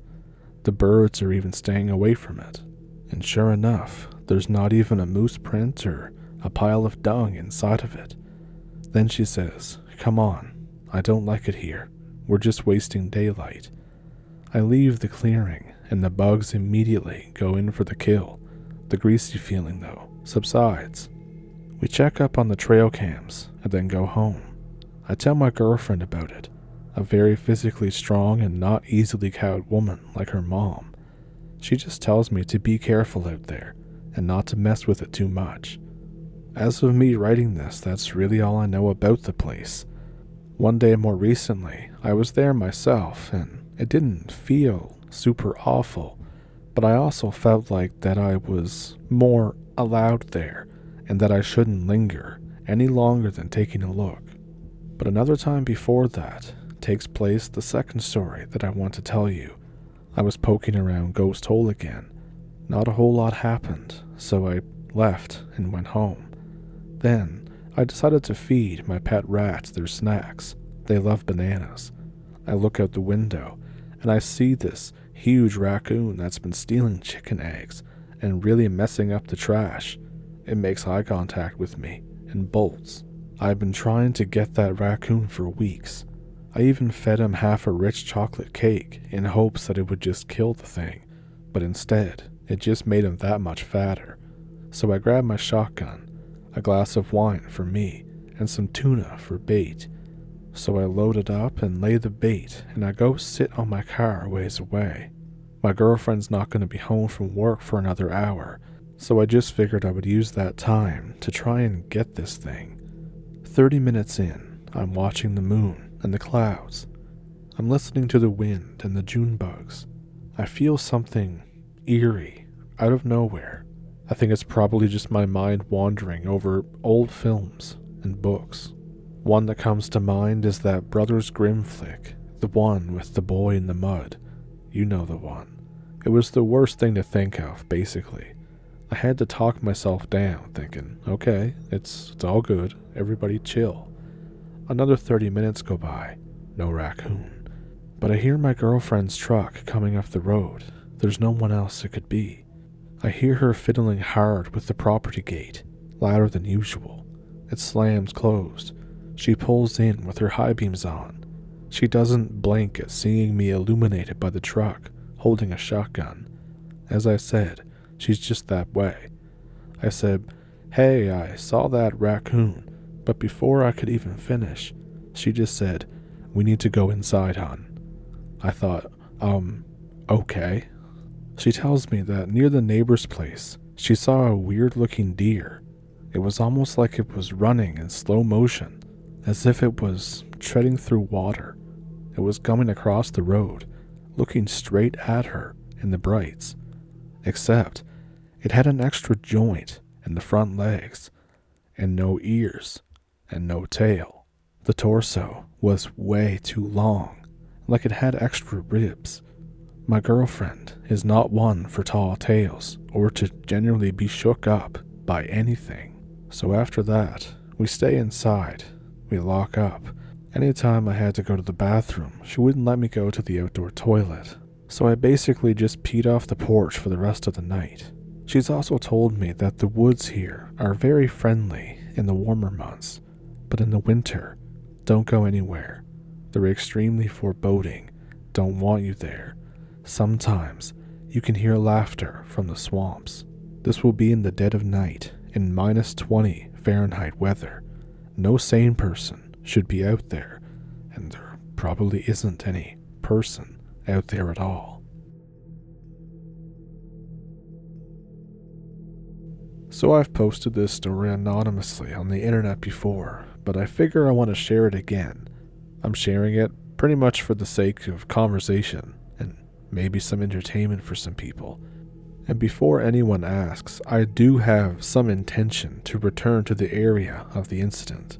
Maybe not now, but sometime later. So you can go ahead and call me crazy or call me a schizo or tell me I'm lying, but I don't really care. I'm going to try and remove as much gun and marksmanship related subjects from the story as possible and just stick to the parts that would be more understandable to you all. But given that I'm kind of weird and given my military experience, I'm far more familiar with writing a report than some kind of narrative or a story, so it may come across as boring.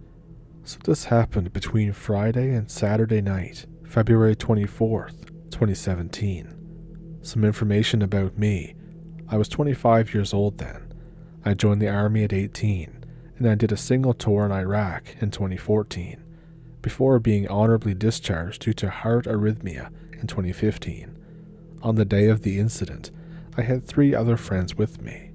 There was Barney, another friend from the military, only we met after we returned to civilian life. Barney is older and has been to combat engagements, given that he served in the Marines and at the time was about 29. Lambert, another mutual friend of ours who wanted to learn how to shoot guns, so we took him along. Joe, a friend of ours and the son of the gun store owner that we buy all of our guns from. And Kevin, a nerdy friend who's never shot anything in his entire life and could probably be knocked out by a strong wind, but we took him along. We headed out in the morning, about 7:15 a.m., to White River National Forest. We drove for some miles before parking. Then we hiked in some more. Then proceeded to set up camp in our designated spot. This wasn't a hunting trip, as it wasn't hunting season. It's quite chilly at this point in the year. But we had bought a lot of gear, and we just wanted to chill out, shoot targets, and have some beer with friends. Still, I had packed a Glock 20 and a Henry all-weather rifle in 45-70 for fear of bears and mountain lions. I had also brought, for the fun of shooting part, my Lee Enfield rifle that I had been gifted by my dad. I also had a Remington shotgun stashed on my truck from a previous hunting trip. My friend Barney had also packed a Mossberg shotgun with some slugs. Joe had brought an AR-15, and Lambert just had a bow. And since he was going to learn how to shoot, we armed him with a 12-shot 38 Special lever rifle that I had never heard about that Joe had procured for the occasion. I should also mention that we had women with us as well, but for the sake of their privacy, I won't introduce them. We set up camp around 11 a.m. Barney set up to prepare a fire and ready us lunch while Joe cleaned up the area. Myself, Lambert, and the girls went to check out a stream and just hike a bit. We returned at 1300. We ate, screwed around for a bit, and then set out to hike again. This time, we brought along our guns and the stuff that we were going to shoot at. We found our suitable spot at around 15:15. After much goofing around, we eventually started putting rounds on our targets, which were old cups and plates that we had brought for the occasion, until we got tired of it. It was about 17:45 when we decided to return to the camp for cozy drinking time by the fire. As we left, Barney lagged behind a bit, as he was picking up some brass and shells from the ground. He was maybe about 100 feet behind us when I turned around to call to him. I saw Barney standing there, looking diagonally from the path that we took. He looked stupidly confused and at the same time startled, so I turned back to see what was up. At around 1900, Joe caught sight of a large figure moving about the edge of the camp. We presumed it was the bear, but given that we had fire, numbers, and guns, we stood easy. At around 1915, Barney had also caught the sight of the animal circling the perimeter as light shone on it immediately. Barney commented that it was the weirdest bear he's ever seen. It had a very bear-like appearance, but it seemed weird, hunched over way too much, and there was something very off to its appearance. Around 1918, I had seen it too. Like Joe said, it looked much like a bear, but there were things that were off about it. For one, this animal was huge. Black bears are big, but this one was almost the size of a grizzly. Also, it was much more muscular. It hunched over a lot and drooped its head, but it also stood powerfully with its forelegs straight while its hind legs were crouched low. The fur seemed thick, and the animal had a kind of short mane to it, but it also thinned down a lot on its limbs and the lower body. The facial profile was also kind of different. Bears have a familiar, quote, bearish face that makes you think that they're cute and lovable. This animal looked mean, as if its sole existence was to kill and eat things. I actually mean it looked mean. Its snout was shorter, yet thicker. Think of a Tibetan Mastiff, minus the adorableness. Its ears were round like a bear's, but a bit pointier, looking like more that of a raccoon. Around its neck, the black fur became reddish, and the thing drooled everywhere. Movement-wise, it had that certainty of movement and grace, like that of a large hunting dog, not that loose gait of a bear. We were getting pretty nervous at this time. We had fired a few warning shots to scare it away, but from time to time, it would dart into sight, back and forth at the very edge of our camp. I could make out its shape perfectly against the night sky, and I kept trying to make up my mind on what the hell kind of bear this was. I was so tired of that bullshit. I picked up the Henry and took aim. I had decided it was better to explain that I had bagged an aggressive animal out of precaution than getting charged in the night. The weird bear had popped into the edge of the light again, so I put my sights right below his shoulder area and pulled the trigger. The gun kicked up, and when I sighted again, I caught a look of the thing, running first to the side, and then out of sight, back to the woods. We settled back down for a few minutes. The girls were pretty shaken up by now. Joe wanted to go track the beast down, but it was night and cold, and we were all a bit shaken up by now. No bear was going to come back after a 45-70 hit, even if it somehow avoided having a hole explode in its chest upon being hit. The sound alone would scare any predator. Suddenly, Barney leapt up with my Enfield in hand and fired at one of our tents. The girl started screaming. I turned up to see right behind us, about 30 feet away, was another one of these things.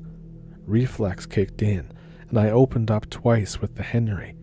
The thing turned and booked it back to the woods in the blink of an eye, while doing so and leaving a trail of blood and feces. Barney got up and kicked some more wood into the fire. We knew that something was up then, because what had just happened was a pack hunting strategy. One animal drew our attention, while its mate snuck up from behind. We concluded that these were either sick or starving predators, given their appearance, and that they were actively trying to hunt down our numerous and well-armed group. Me and Barney decided that enough was enough and that it was time to roll out. We would send Joe and Lambert ahead of us with a torch and with the girls. Now that the animals had been scared away, Joe was a fantastic shooter and a great hunter, so we knew that he was up to the task. And after they reached the truck, Joe would drive the girls and Lambert down to a park ranger station and then return with the guns and pick us up in the morning. Me and Barney would stick behind to pack our stuff and serve as distractions in case the things came back. Our truck was parked east, and since these animals had come from both the north and the south, and one of them had fled southwest, we presumed that if they weren't dead, that they would approach from any direction from the 12 o'clock to 6 o'clock. Thus, if the animals returned to camp and found no one there and decided to give chase, they'd catch up to the group relatively helpless in the middle of the trail, in the dark. Hence, we decided to stick behind, make noise, and throw more wood into the fire to draw them in if necessary. We'd sit out in a tree until morning and then leave with everything. I gave Joe the Henry because he would need the extra firepower if the animals ignored us and came from them. Barney handed his Mossberg to Lambert and gave Kevin a .357 snub that he had for CCW. This left me with my Glock 20 and the Enfield, and Barney with Joe's AR. We let one of the girls keep the weird 38 lever action. As they left, me and Barney gathered up all the ammo and put a few essentials on our packs in case we had to leg it into the forest. I took our used clothing and the girls' clothing and tossed it inside of a tent, being careful to leave some out in the open. Barney kicked open our icebox and fished out a large pork rib that we had brought for that night's barbecue. He smeared it on the tents and then hung it above the fire to smoke, causing the smell to rise up. Yes, we wanted to kill one of these things by now, but hey, if they didn't show up, at least we'd have a meal. Now, our plan did backfire in the sense that we had set ourselves up in a large and tall pine tree up east. While it did render us invisible and provided comfortable and somewhat secure seats from a large giant man-eating mutated werewolf bear thing, it provided a terrible spot to shoot from, given that we were at the risk of falling off at any time if we lost our balance. Hence, Barney tied us up to the trunk. The basic plan: if those bear things come back, we wait for them to start messing with the camp, and then mag dump or shoot as much as we can into them. If we bag at least one, the other ones will leave us alone, and the rangers will have an easier time finding us and them if it's wounded. It was about 2100, and I had almost fallen asleep listening to some Joe Rogan rant on my phone when Barney elbowed me. I took out my earbuds and listened. Heavy footsteps and low growls. Those bear things were directly underneath of us. I wondered if they had caught our scent and would come up the tree, but then Barney whispered that they came from the east and from behind us, the direction that the group had set out in. It either meant that they had caught up with the group or that Joe had scared them away. We hadn't heard any gunshots though. Or that the smart bastards were changing their strategy. They moved up to the camp and we waited for clear shots. I'll reiterate now everything that I've said about their presence. Two of them, who looked exactly the same, but one was smaller than the other, possibly a male and a female. As soon as they had reached what I assumed to be the perfect range, and moved close enough together so that they lined up perfectly for Barney's AR, I fired the first shot. Barney mag dumped on semi-auto in sequence. One of the things got hit in the back, and it booked it to the woods due west. The other turned to stare for a moment. I shone my light in its face, and Barney gave it the 1-2 tap. It got hit in the belly area, and the thing roared before booking it south. I scanned the area with my light for the next hour, while Barney decided to try to phone Joe. After a few attempts, Barney got through to Joe, who had left the group with a large party of campers that they had found along the way after telling them to get to a park ranger office, and he was returning with Lambert to pick us up. He'd try and reach the camp with the truck this time so we wouldn't have to risk another walk in the dark. As soon as Barney put down the phone, I felt something flying amazingly fast past my head and bonked the pine tree with force. It was a rock the size of my fist, and it had come up somewhere down by my left. I had barely completed that sentence when a stick hit me in the forehead. I blind fired at random and tried to duck to hug the tree limb that I was sitting on, but being tied to Barney, that was impossible. Meanwhile, Barney was also getting peppered with pine cones, sticks, and rocks. These things were picking up rocks and sticks and throwing them at us. We yelled at each other, "What the hell?" several times while firing at random and getting bombarded with rocks. Deciding what was happening was simply impossible until they threw our icebox at us. Barney yanked out his knife and cut the belt that tied us together. We both hugged the tree limbs for cover, and yet still they bombarded us. A stone hit me in the small of my back, and I lost all my air. Barney got hit in the head and yelled out, "F it," and jumped down from the tree. I sat up and shone my light around, intending to give Barney some line of sight in case one of the things charged at him on the ground. As soon as I heard him yell my name, I made my way down until I could jump down safely. Barney just tossed himself off of a 3-story tall tree basically.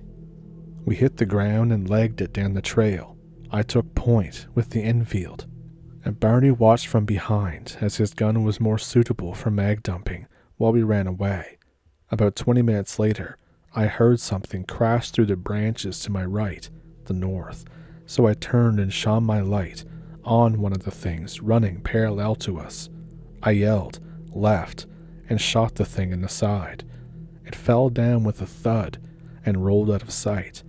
As I turned right to see Barney sighting down the big one who was coming at us from that direction, I pointed and fired. Barney opened up with the AR. He got about 4 rounds off before it jammed up. I pulled up the Glock and just fired blindly, thinking that the thing was upon me.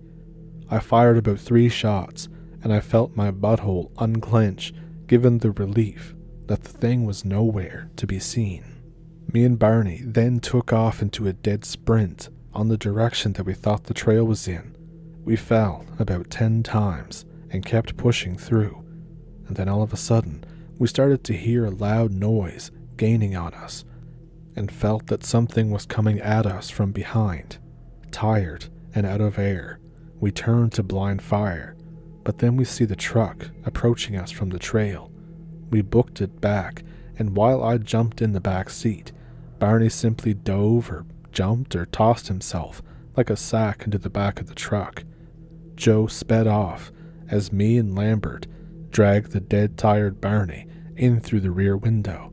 As we pull in his last leg, I look at the edge of the woods and I see the big one prancing there, heavy breathing, causing a thick fog to come out of its nose. Its fur was covered in blood from where we had hit him. It bared its teeth at us and then disappeared, maybe finally scared by the truck. We drove far enough that we encountered the campers that Joe had left the party with. They had been trying to reach the Rangers by phone. After taking a look at me and Barney, wounded and all torn up from the rocks and falling down every 2 seconds, they decided to take our word for it and leave the area because of these rock-throwing mutant bear werewolves. We all headed down to the first ranger station at one of the entrances. The first ranger that we talked to, an old grizzled dude, writes down everything and puts a call on the radio. He thinks that we've encountered some black bears infected with rabies. No explanation for the throwing of rocks. No explanation why nobody could hear the Third Battle of Fallujah taking place a few miles over. The chief ranger, or whatever his title was, comes in and asks us to stay the night. Joe calls his dad, and he shows up to pick everyone up that isn't staying so we can have the truck to head back to the campsite. We keep the guns on us. Of course, the Rangers seem to understand, even though they don't quite believe the story. Anyway, we had a good night by the fireplace, drinking whiskey and sipping chicken broth and hearing old Ranger stories from the old Ranger dude. I even fell asleep on the couch by the fire. It was, in a weird way, the best night of my life, even though that I was nearly murdered by a rock-throwing mutant bear werewolf. The next morning, we are accompanied by 3 additional rangers. Nobody is buying our story, even though Barney has a stone-shaped red imprint on his forehead, and they were sticking to the bear with rabies theory. However, I did notice that they were quite well armed for people who thought that they were going after a simple black bear. One ranger had a Marlin rifle chambered in .308. Another had a Red Hawk Alaskan on a chest holster, .454 Casual, and the final one carried a .44 Henry. Our campground was completely demolished. Our tents had been torn and thrown around. All the food was gone, including all the beer. The pork ribs were stolen, of course, and our clothing was littered everywhere. Luckily, none of the clothing had been damaged really at all, and the Rangers helped us gather stuff up like wallets and phones that had been left behind. On the way over, we did find tracks. They looked like bear-like tracks, but they were different. There was dried up blood and fur and a bunch of our casings. I also showed the ranger the tree that we had hid in and how the ground around it was littered with rocks and sticks, and how our icebox was stuck on a branch halfway up. They concluded that it was bears, possibly grizzlies, but they were black, and they weren't grizzlies. They were still sticking with the rabies thing, but we know this not to be true. Then, they ordered us to pick up our casings on the trail back. One of these days, I plan to go back, if anything, just for pictures and for documentation purposes. I'm not going to spend the night, although Barney is coming, and he's willing to camp out there if we can find a lot more people and bring a lot more guns. If that ends up being the case, I probably could set up trip cameras. I'll borrow them from my dad, if it isn't snowing too badly. I'm positive that those things were not bears, and I can't explain how they didn't die or get scared after getting shot so many times by relatively large caliber bullets. I'm not even sure if it was only two, or if we actually killed one or two and we were set upon by others. Or maybe I'm just a terrible shot under pressure and I missed everything. I don't know.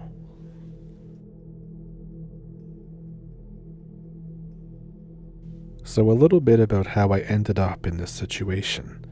When I was 7 years old, my mom unfortunately passed away. My dad was declared unfit due to a severe addiction to painkillers. I ended up living with my uncle Eric, his wife, and my cousin Jeremy. So fast forward 11 years. I was 18, Jeremy was 20. I just graduated from high school. Jeremy tells us that he's rented a trailer for the two of us and our girlfriends. I ask where. He tells me it's on Vancouver Island. We get on the ferry and get to our trailer. He tells us that he's been planning this whole trip for a while now as a big graduation present. We're set to be there for 2 weeks. We have our trailer parked in a pretty secluded and heavily wooded area. The first 4 nights are absolutely uneventful, but fun. We swam in a nearby lake. We roasted food over the fire. We dicked around in nature and hiked. It was a good time. Around the 5th day or so, my girlfriend, Sam, comes running to us one morning. She's scared and pale. I ask her what happened. She said that there was someone in the bushes. I ask her if she saw anything, any identifiable factors. She tells me no, but that it was definitely a person. Throughout the day, there does seem to be this aura of us being watched, not with a malicious intent, mind you, but not a friendly feeling either. As the day goes on, the feeling of being watched is not able to be shaken off. There's times when it feels less noticeable, if that's what you could call it, but it felt like the eyes in the woods were simply not paying that much attention during those times. So, fast forward to that night, we set up the pit to make dinner.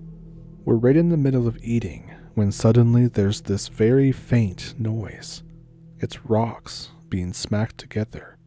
It's almost undeniably the sound of rocks being hit against each other, but it's so far off. It's creepy enough that Sam bolts for the inside of the trailer and locks herself in. At some point in the night, Jeremy's girlfriend Hannah decides it's her turn to go to bed as well. After that, Jeremy asks me if I want to go out into the woods to explore the source of the noise. I tell him that that could be very dangerous. He tells me that that's part of the fun. He shows me that he packed a shotgun just in case of wild animals. We take our flashlights and head off into the woods. Now it was very quiet, but not the kind of everything stops quiet, just like an eerie silence, kind of silence where you're waiting in anticipation for something to happen. We explore for a good 15 to 30 minutes and find pretty much nothing. We head back, disappointed.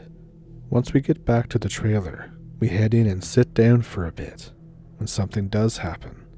A loud smack against the side of the trailer. We go out to see what happened. There's a huge-ass rock that got thrown at the side of the trailer. Jeremy and I shine lights into the immediate area, but we don't see anything. But there is the very obvious rustling of bushes and branches being snapped. Someone is running away. The next day comes. We head out into the woods again. Jeremy is still armed. We head for the direction where we heard the branches being snapped. Whoever it was that was out there just straight annihilated some bushes, like ran straight through them. At this point, I want to not go any further. Jeremy tells me that he'll go and find whoever's out there if I'm too scared. I try and reason with him, like what if it's some crazy person in the woods? We argue a bit, and I head back to the trailer. A good 45 minutes to an hour passes, and I hear someone running. But this time, it's Jeremy, and he's hauling ass. Jeremy fumbles as he's running inside. He's the palest I've ever seen him. He's aiming his shotgun from the inside and shaking.